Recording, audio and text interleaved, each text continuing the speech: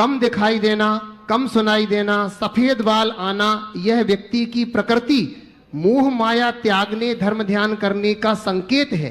क्या इसी तरह संतानों का माता पिता के साथ गलत अपमानजनक व्यवहार करना भी प्रकृति का कोई नोटिस या संकेत है क्या? महाराज श्री कृपया समाधान करें। कम दिखाई देना, कम सुनाई पड़ना और बालों का पक जाना निश्चित हमारे लिए घंटियां हैं आगे के प्रयाण की। ये एक संकेत है, भैया सावधान हो जाओ, अब जाने की बारी आ गई। ये प्राकृतिक संकेत है, इसमें कोई संशय नहीं। पर वृद्धावस्था के समय में बच्चों की उपेक्षा और तिरस्कारपूर्ण व्यवहार, उनकी ओर से अवमानना और अवज्ञा की प्रवृत्तियाँ, आपने पूछा क्या ये भी प्राकृतिक संकेत है? मैं कहूँगा ये प्राकृतिक संकेत नहीं, ये विकृति है, जिन्हें अपने माता पिता के प्रति पूरे जीवन पर्यंत कृतज्ञ होना चाहिए। वे यदि अपने माँ बाप के प्रति इस तरह का उपेक्षापूर्ण व्यवहार करते हैं तो वो कतई उचित नहीं कहा जा सकता। उसे तो हमें उससे पूरी तरह बच करके ही रहना चाहिए। पर ये विकृति है, लेकिन मैं इसे भी एक दूसरे अर्थ में लेता हूँ कि इस दशा को देखकर हर बड़े व्यक्ति को अपने जीवन का क्रम कुछ ऐसा बनाना चाहिए कि संतान हमारी उपेक्षा या तिरस्कार करे, उससे पहले मैं अपने रास्ते को पकड़ लूँ और अपना कल्याण कर लूँ। एक बात मैं आप सबसे कहता हूँ, बहुत ध्यान से सुनना। 24 तीर्थंकरों में 19 तीर्थंकरों ने गृहस्थी बसाई, बाल बच्चे हुए, पोता पोतियां भी हुई। उसके बाद उन्होंने दीक्षा ली। ये तो काल का दुष्प्रभाव था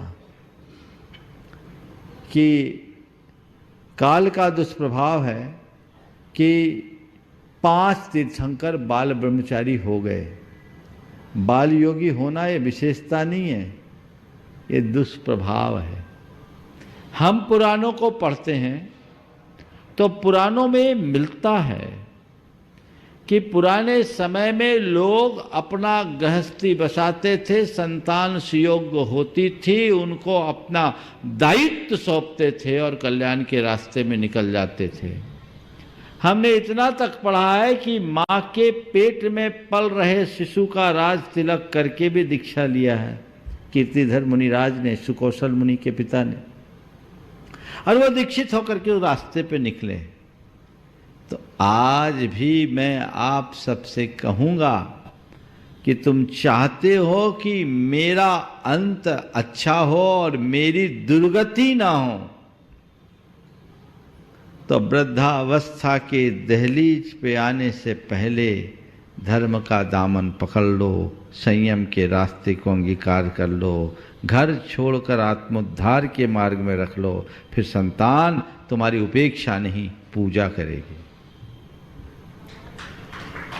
अपने जीवन में संयम का भाव जगाओ। तुम वृद्धाश्रम में जाने के लिए मोहताज होते हो, मजबूर होना पड़ता है। वैराग्य के रास्ते को अंगीकार कर लो तो सारी समाज तुम्हें सिर पर बिठाएगी। मोह माया में क्यों पड़ना? मेरी जिम्मेदारी है, मैंने जिम्मेदारी पूरी की, हमारी संतान सुयोग हो गई, 50, 55, 60 साल की उम्र हुए, रिटायर्ड हो, निकल जाओ। महाव्रती बनो, महाव्रती न बन पाओ तो अनुव्रती बनो और गुरुओं के सानिध्य में रहो। तुम्हें कहीं कोई कठिनाई नहीं होगी। मैं ऐसे अनेक लोगों को जानता हूं जो शेर की तरह जिए हैं और कुत्तों की भांति मरने को मजबूर हुए। मैं चाहता हूं कि शेर की भांति जियो तो शेर की भांति ही मरो, और उसका रास्ता यही है जो हमारे तीर्थंकर भगवतों ने कहा, रत्नत्रय को अंगीकार करो।